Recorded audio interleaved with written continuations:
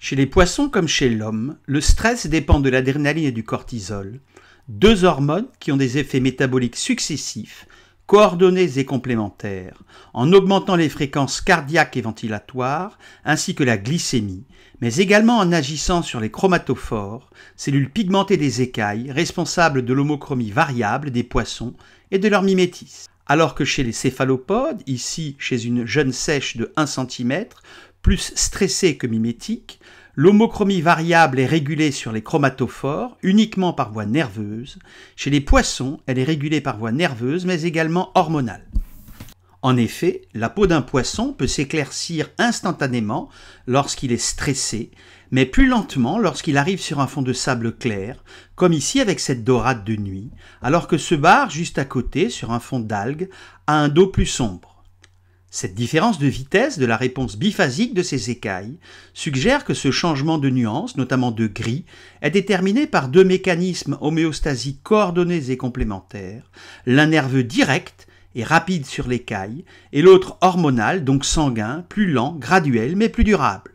Je vous propose de découvrir la diversité des écailles et leurs différentes fonctions, notamment celles liées au stress et à l'homochromie variable, puis de mettre en évidence les effets antagonistes de l'adrénaline et de l'ACTH sur l'aspect des mélanophores de truite arc-en-ciel, Oncorhynchus micis.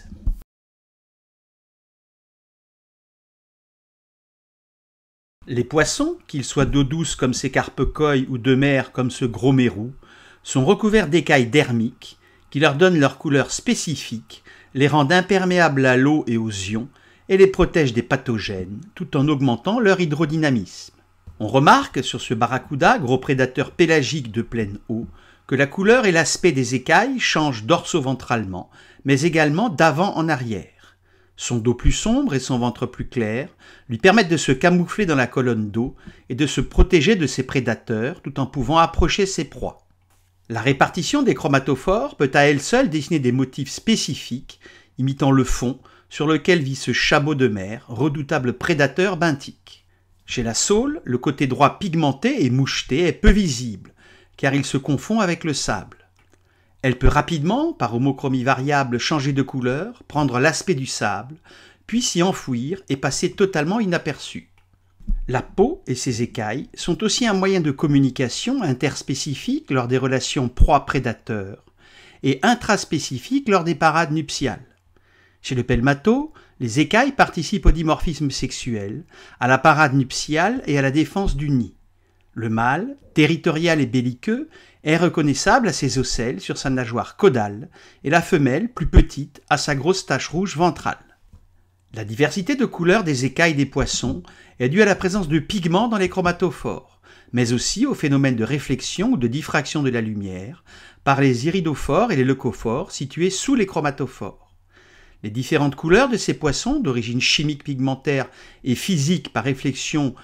ou diffraction, n'ont de sens que par le fait que ces derniers ont une vision en couleur.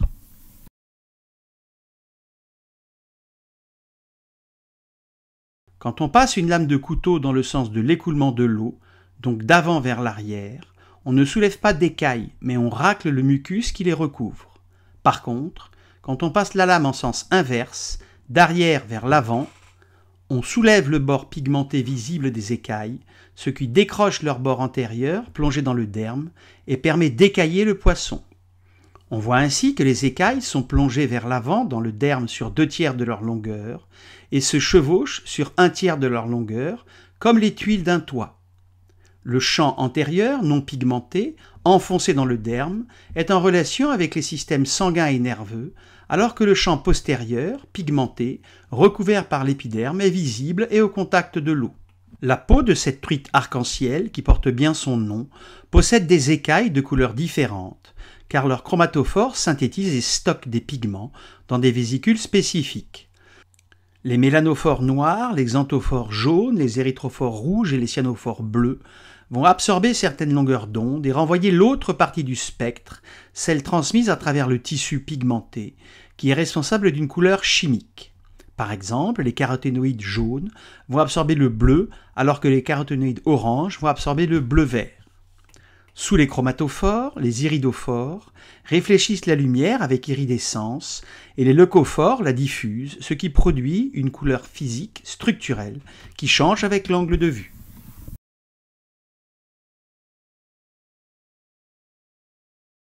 Pour mettre en évidence le rôle antagoniste des deux hormones, adrénaline et ACTH, sur la pigmentation de la peau d'un poisson fraîchement tué, il faut, dans un premier temps, racler avec un couteau le mucus qui recouvre ses écailles. On récupère, sur la partie dorsale la plus pigmentée, quelques écailles que l'on met à tremper dans du ringer pour retirer leur mucus résiduel. On prélève ensuite une écaille que l'on dépose en position anatomique sur une lame de Malacèse, puis on la recouvre d'une lamelle et à l'opposé du dépôt hormonal, on plaque contre la lame une petite éponge qui va absorber la solution et créer autour de l'écaille un flux hormonal pendant le dépôt. Au moyen grossissement, x 100, on vérifie l'orientation de l'écaille, puis on recherche leur bord postérieur pigmenté et les chromatophores, essentiellement ici des xanthophores jaunes et des mélanophores noirs, de grande taille, environ 100 micromètres, et de forme étoilée réticulée caractéristique au repos, puis on fait la mise au point sur un groupe de mélanophores caractéristiques. Au fort grossissement, x 100, on peut distinguer le flux cytoplasmique dans les dendrites et deviner les mélanosomes qui renferment la mélanine, leur pigment sombre caractéristique, et qui sont dispersés dans les nombreux dendrites qui s'étendent depuis le corps cellulaire entre les cellules dermiques.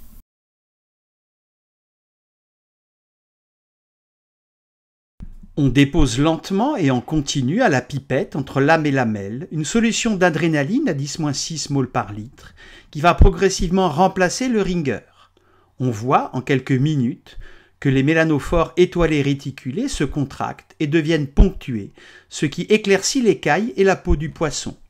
Au fort grossissement, x 600, on observe dans ces dendrites un flux cytoplasmique centripète qui regroupe à la vitesse de 0,5 à 1,5 micromètres par seconde les mélanosomes préalablement dispersés dans ces dendrites vers le corps cellulaire, dont la concentration en mélanine augmente, ce qui éclaircit l'écaille et donc la peau du poisson. Cette réponse hormonale du mélanophore à l'adrénaline est plus lente que sa réponse nerveuse directe par sécrétion d'adrénaline par les neurones sympathiques lors de la phase d'alarme d'un stress aigu qui blanchit instantanément le poisson. L'homochromie variable est une réponse plus lente due à la sécrétion d'adrénaline par les cellules chromaffines rénales stimulées par l'ACTH hypophysaire, qui explique par exemple l'éclaircissement progressif de la peau d'un poisson sur un fond sableux clair par exemple. Le mélanophore exprime donc dans sa membrane des récepteurs alpha-2 adrénergiques qui les rendent activables rapidement par l'adrénaline comme neurotransmetteur sécrété par les neurones sympathiques lors de la phase d'alarme d'un stress aigu, puis plus tardivement par l'adrénaline comme hormone sécrétée par les cellules chromaffines rénales. Les réponses chromatiques à l'origine de l'éclaircissement du poisson sont complexes. Initiées par voie nerveuse rapide, elles sont complétées par voie endocrine avec l'adrénaline, mais également avec la MCH, hormone de concentration de mélanine, libérée par l'hypophyse, et par la mélatonine, hormone pinéale, qui toutes les trois rassemblent les mélanosomes dans le corps cellulaire. En rinçant avec du ringer, on s'est aperçu que les mélanophores ponctués retrouvaient leur aspect initial étoilé réticulé, ce qui montre que l'effet de l'adrénaline est réversible et dose dépendante. Les mélanosomes, reliés au complexe protéique d'inéine, se déplacent grâce à l'énergie chimique de l'hydrolyse de l'ATP dans les dendrites sur les microtubules dans le sens rétrograde de leur extrémité positive vers leur extrémité négative, donc vers le corps cellulaire du mélanophore. Cette agrégation des mélanosomes dans le corps cellulaire peut être bloquée par des inhibiteurs de la respiration mitochondriale, comme les ions cyanure Cn-.